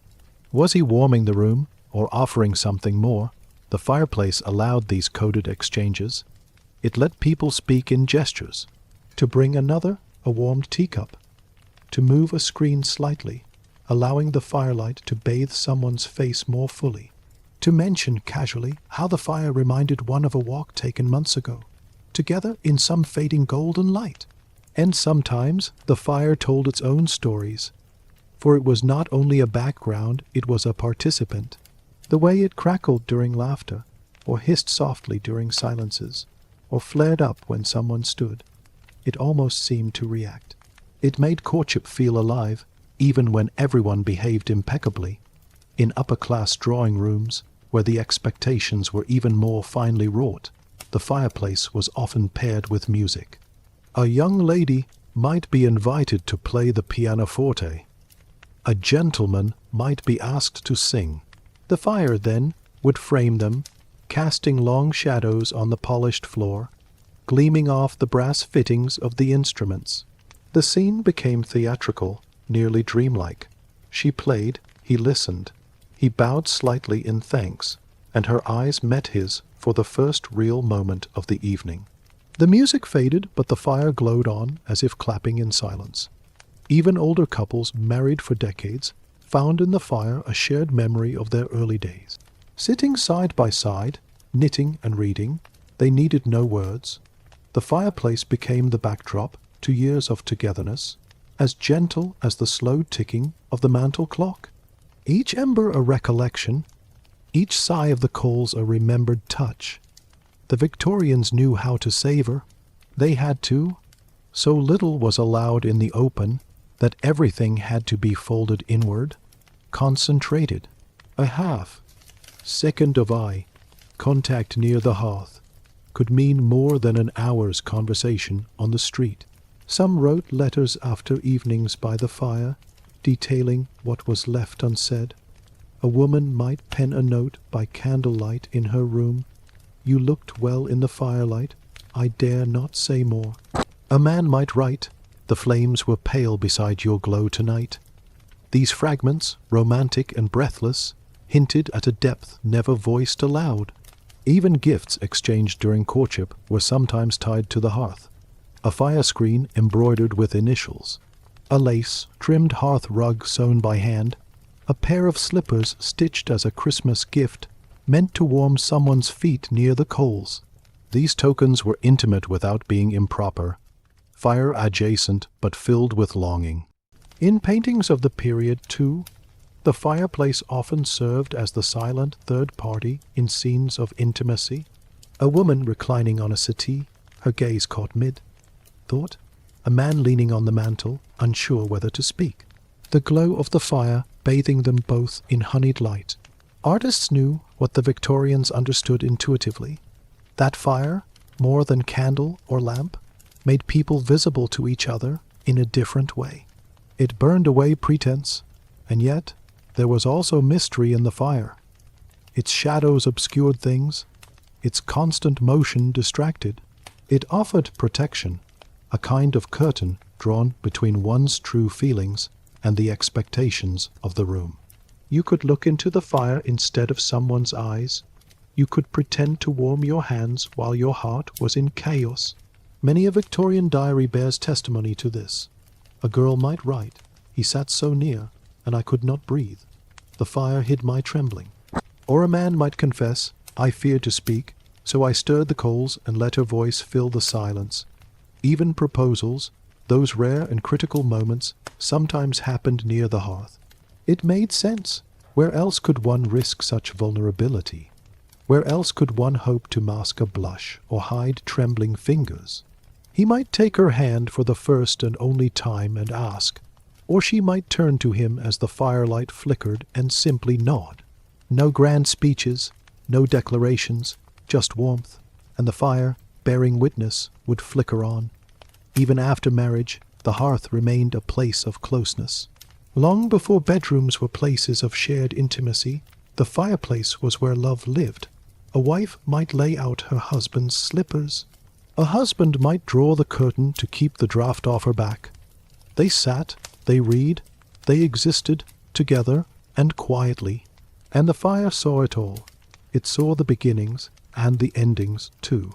In some households, after the death of a beloved spouse, the remaining partner would still sit by the hearth, in the same chair, night after night. The fire might burn lower or less often, but it was kept none the less. It was a companion, a reminder. It held ghosts, but gently. So many hearts beat quietly in front of those old fireplaces. So many hopes were kindled in that amber light. In a world that feared emotional excess, the fire allowed a kind of honest, wordless connection. It made people brave enough to feel. And now, as we sit by our own glow, whether it be a candle on a nightstand or a digital flame on a screen, we can still feel echoes of that same warmth, that same hush, that same soft bravery. Because even now, even here, the fire waits to tell its stories, or perhaps to help us tell our own. The fireside and family bonds, gathering, storytelling, and shared silence in the Victorian home. Somewhere, tucked behind thick velvet drapes and floral wallpaper, faded at the edges, a fire whispers in a Victorian grate. The coals are low, glowing like a bed of sleeping stars. The room is neither bright nor dark, but just enough of both to slow the heart and hush the mind. A father clears his throat softly. A child leans in, already wrapped in the warm cocoon of shawls and slippers. The mother sits straight, backed, her sewing needle now paused in place, as the fire casts silhouettes that stretch and sway gently across the floorboards. It is evening, the slow kind, the kind no longer practiced, the kind that begins with the strike of a match and the first curl of smoke rising from beneath the coals. In the Victorian home, the fireplace was far more than a heat source. It was the pulse of the house, the quiet anchor around which lives moved. For all the formal rooms and ornate corridors of a well-appointed Victorian residence, it was the fireside that drew them in, parents, children, guests, even the dog. And once gathered, they didn't just warm their hands, they built something unspoken, a kind of sacred rhythm, the kind only found when people are still in the presence of flickering flame. The Victorians were masters of order. Their homes ran on clockwork, breakfast bells, afternoon walks, sewing hours, reading aloud at 7. But none of that prepared one for the moment after supper, when shoes were exchanged for slippers, corsets loosened ever so slightly, and the family drew near the hearth in the parlor. Some sat in silence, the kind that doesn't need filling.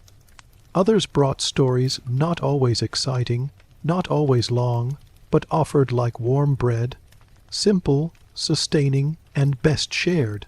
Children with damp curls and sleepy eyes would listen with unblinking focus as a grandfather told tales from his own childhood, about snow so high you could walk on fences, or about a horse that knew how to open gates. A sister might interrupt now and then to correct some detail, and everyone would laugh. And then the story would begin again, in a slightly different shape. That was the beauty of it. The stories didn't need to be perfect. They only needed to exist in the glow of the firelight, to rise and fall with the soft hiss of the coals. The fireplace made things slower, the world contracted to a room, time loosened its collar, and within that softness family ties wove themselves tighter wordlessly, gently. Not everything needed to be said aloud. Sometimes a child would lie on the hearthrug, chin resting in palms, just watching the flames lick the bricks. And though not a word was exchanged, the mother sewing nearby would glance down, smile quietly, and tuck the moment away in her heart like a folded letter. Fireside silence in the Victorian home was never empty. It was full of thoughts too shy for daylight, full of forgiveness, full of hopes not yet spoken. A brother might fidget with his boots, wanting to say he was sorry for a morning quarrel. A sister might braid her hair slowly, hoping someone noticed her new book. A father might stare at the flame, pretending not to remember a long day at work, soothed by nothing more than the sound of his wife's scissors snipping thread. No one needed to name these things. The fire knew. The fireplace allowed them space to breathe. It gave them room, even in modest homes, with only one coal fire burning low and careful to conserve fuel. The ritual of gathering still held weight. Children with chapped cheeks would scurry close, elbows jostling, and the mother would gently hush them. The father, worn and weary, might settle into the old chair with the loose armrest, and still, despite the fatigue, stay awake long enough for the stories. Because this was not a time to be missed. This was the real heart of the day. And it wasn't only stories that made the moment. There were board games with wooden pieces. A deck of cards turned slowly in the yellow light, knitting needles clicking like soft footsteps on a wooden floor. The crack of the coal, the sigh of an old dog curled beneath the table, the occasional laughter, not loud, but real, full, echoing off the walls like a secret shared among those who belong. Even the lay out of the furniture said something. Chairs facing inward, rockers turned toward the flame. No one looking out, everything pointed homeward. Evening firesides were not for guests, not usually. They were for family, for comfort, for closeness, for that tender truth the Victorians rarely said aloud, that even in their most rigid households they longed deeply to be near one another. The fire gave them permission. There was a kind of vulnerability allowed near flame. The shadows forgave tired eyes. The light blurred the lines between stern fathers and playful ones, between dutiful daughters and giggling girls. The fire softened everyone. It made them human again, and in that humanness love grew, slowly, quietly, with no announcements, only embers. Sometimes songs filled the space, lullabies hummed by a mother, or a chorus of imperfect voices stumbling over an old folk tune. The music never needed to be good. It only needed to be shared, and when words ran out, the silence returned. A kind silence, an understanding. One of the things the fire taught the Victorian family, perhaps the thing it taught best, was how to be together without performing. No one had to be clever. No one had to be entertaining. They only had to show up, to sit, to listen, to warm, and so many did. Night after night, year after year.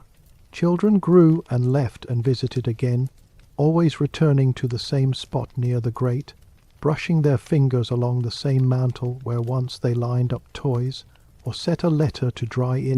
The heat, the fire was a thread through all their lives. It was the place where news was shared. There's to be a baby. Someone might whisper, not knowing quite how to say it aloud. It was the place where grief was held. He passed in the night, someone else might say, and the flames would lower respectfully. It was the place where peace was found, not a grand peace, not the kind written in books, but the small, steady sort that lives in the space between two people who have made it through another day and are glad to sit beside one another once more. There were homes, too, where the fire was the only light. Families would let the lamps remain unlit, just to savor the quiet shadows. Children would play at puppet shapes against the walls. The dog's ears would twitch in sleep. Someone would cough, and someone else would hand them a shawl, no words needed,